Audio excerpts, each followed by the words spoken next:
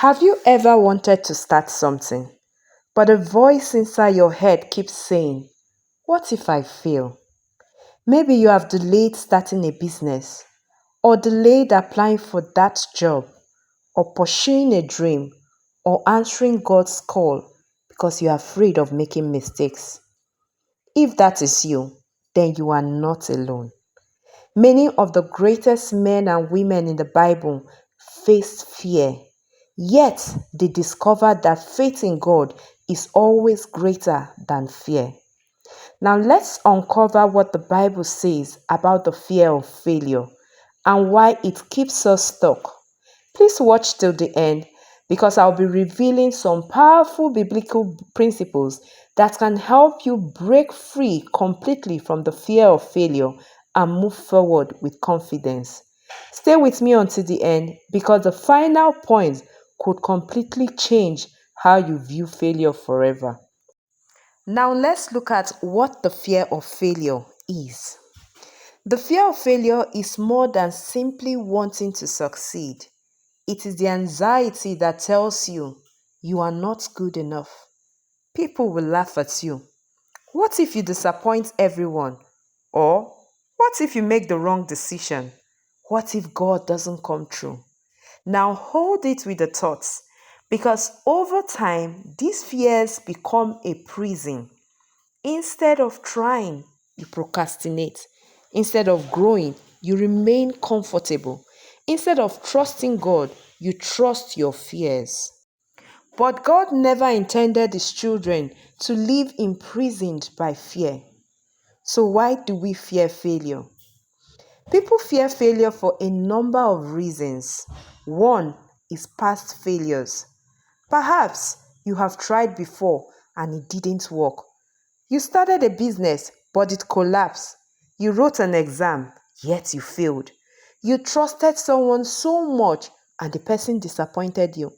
Then your mind begins to convince you that because you failed once, you will fail again.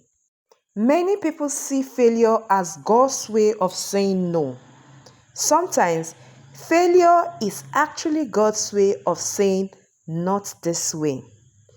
Failure is not always proof that your destination is wrong.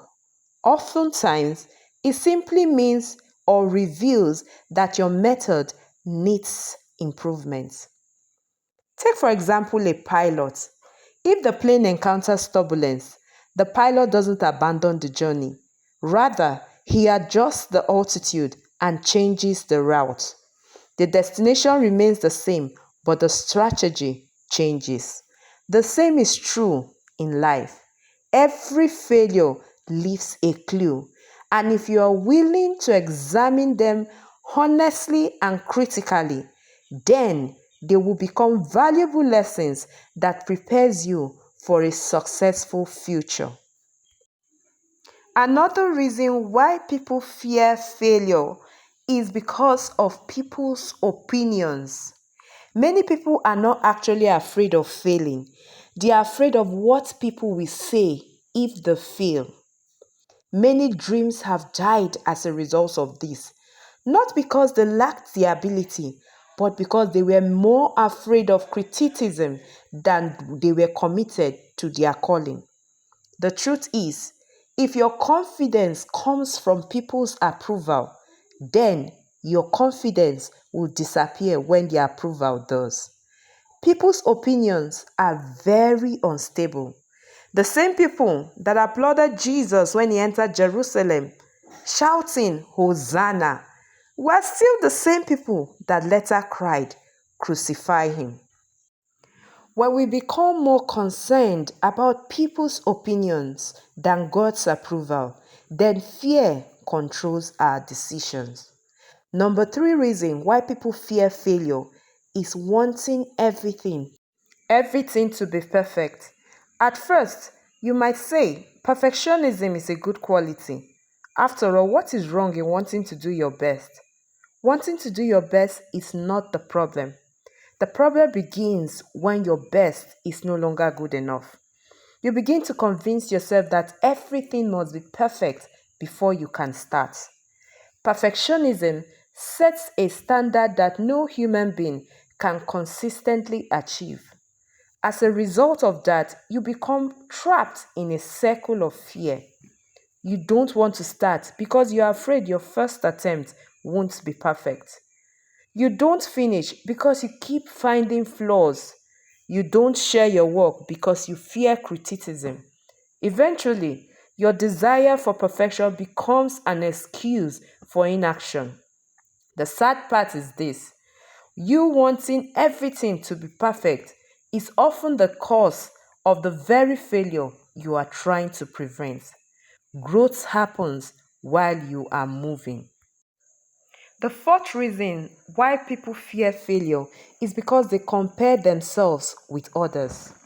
Comparison steals your joy, and it is one of the fastest ways to lose confidence. When you constantly compare yourself with others, you stop measuring your progress against where you started and you begin to measure it against someone else's success. Social media today has made comparison even more easier. You see people's success, but not their struggles. You see their harvest, but not the years of planting and laboring. Comparison creates unrealistic expectation. God didn't call you to compete with others. He called you to be faithful with your own assignments. Now, what does God say about fear? Throughout scripture, one command appears repeatedly: fear not.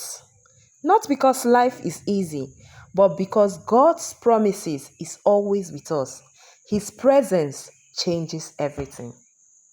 Now, having understood what fear is and why people fear failure and what God says about fear, let us now look at 6 biblical ways we can overcome the fear of failure.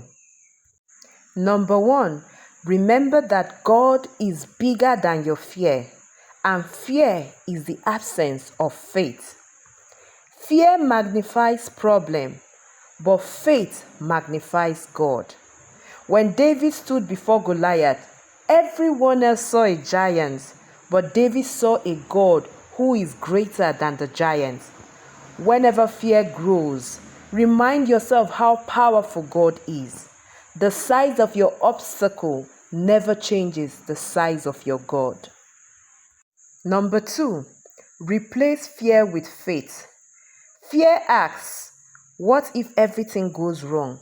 But faith asks, what if God does something amazing? You cannot feed fear all day through negative thinking and expect faith to grow. Faith grows by hearing God's word. So spend time reading your Bible and meditating on His words. The more you feed your faith, the weaker your fear becomes. Number three, stop waiting until you feel ready. Most people believe courage means feeling fearless. No, it doesn't. Courage means moving even when you feel afraid. Moses felt inadequate. He said he was a stammerer. Jeremiah believed he was too young. Gideon considered himself weak, yet God used every one of them. If God is calling you, your feelings are not the final authority. His word is. Number four, accept that failure is part of growth.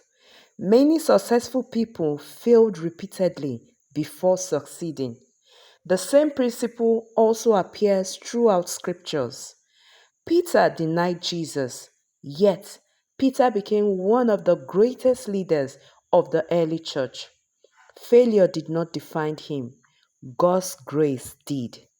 Sometimes God uses failure to develop humility, wisdom, perseverance, and dependence on Him. So don't waste your moments of failures. Learn from them and grow through them. Number five, pray about everything. Fear grows in silence, but prayer brings peace.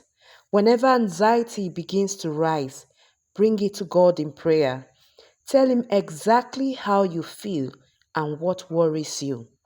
Ask for wisdom, ask for courage, Ask for strength. God has told us in scriptures that we should cast our burdens upon Him because He cares for us. And finally, number 6, take the first step. Fear often disappears after movement begins. So instead of dwelling on your past failures or waiting on people's opinions or waiting for everything to be perfect, take the first step.